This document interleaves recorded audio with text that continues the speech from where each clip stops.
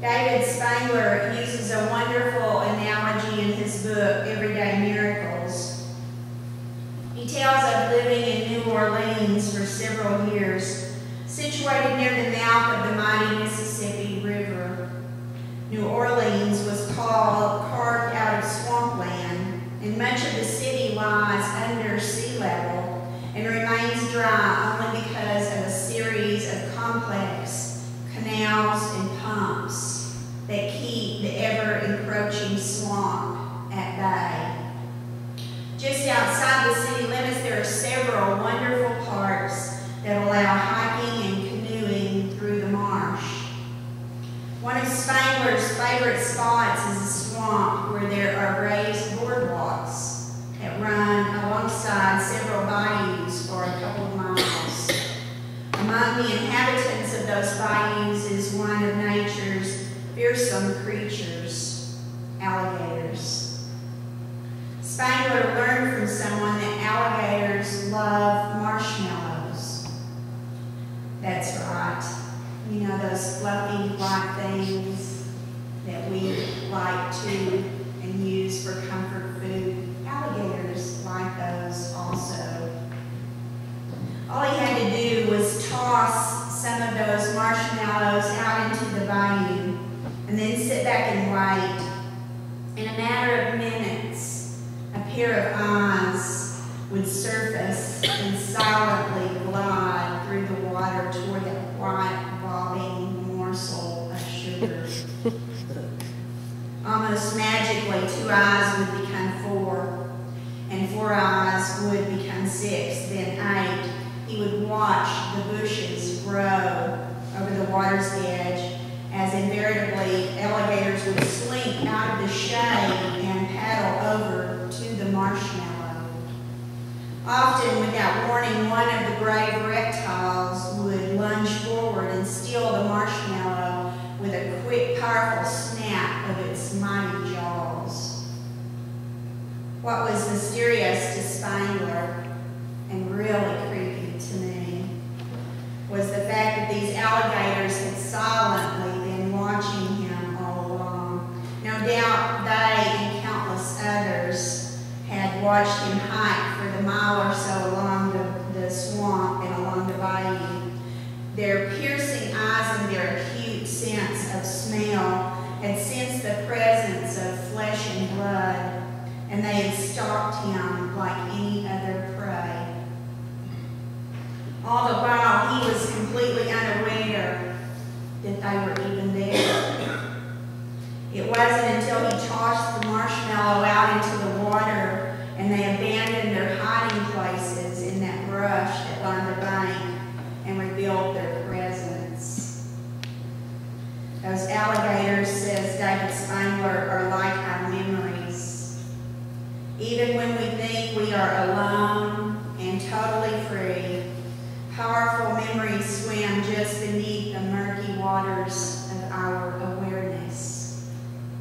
Just behind the bushes that grow in the landscapes of our lives are many unsuspecting eyes that watch us, and if we allow it, they control us. That's powerful, isn't it?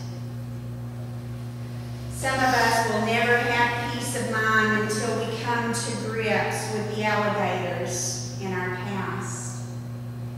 Deep within the cells of our bodies reside the memories of every past sin, every past hurt, every past resentment that we have ever experienced. Once in a while, these past sins, past hurts, and past resentments rise up into our consciousness and trouble us and frighten us and throw us off balance. We may not even consciously know that they're there, but still they eat at us and they rob us of our joy. In order to have true peace of mind, some of us will have to come to grips with our pasts. How do we let go of the past? Christ has taken away our past with his death upon the cross. It's gone. It's gone forever. Jesus said to his disciples, "Peace be with you." And notice what he does next.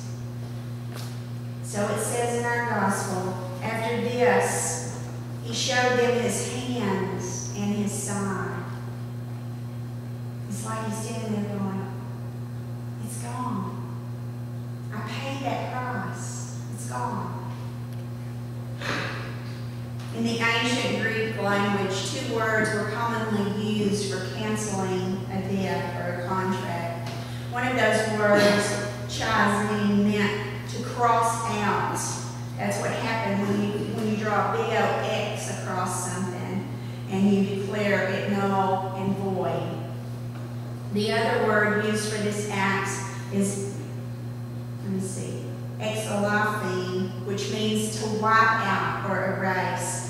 In this manner, the words of the contract were washed completely off of the page, much like an Etch-a-Sketch. If you shake it up, everything disappears, just as if it's never been written. Author Judson Cornwall, in his book, Let Us Enjoy Forgiveness, states that the word used for forgiveness in Colossians 2:13 and 14 is the word which means wiped out as if they had never been. Jesus didn't just cover over our sins, he blotted them out as if they never happened. Many of us, in order to experience God's peace, will need to come to grips with our past. Christ already did. Others of us will need to come to grips with our future. Some of us are living troubled lives because we're terrified of what tomorrow may bring. And who can blame us? This is a cruel world that we live in. We watch loved ones suffer. We hear of friends who are declining in health and spirit. And we know our day is coming. We're all living on borrowed time. And that's a terrifying thought to one who is preoccupied with the present world and its challenges. Meanwhile, competition in the workplace grows more difficult. Healthcare costs are exorbitant, and drugs are all too common in our schoolyards. Our young people are confronted with violence on the home front and far across the seas. Who can help but be concerned about the future? In the face of such a world, how quickly we forget God's promises to us.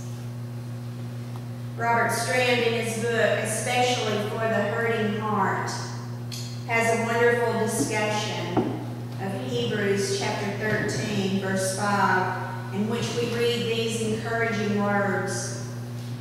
God has said, "Never will I leave you, never will I forsake you." Strand asks, whatever does never mean?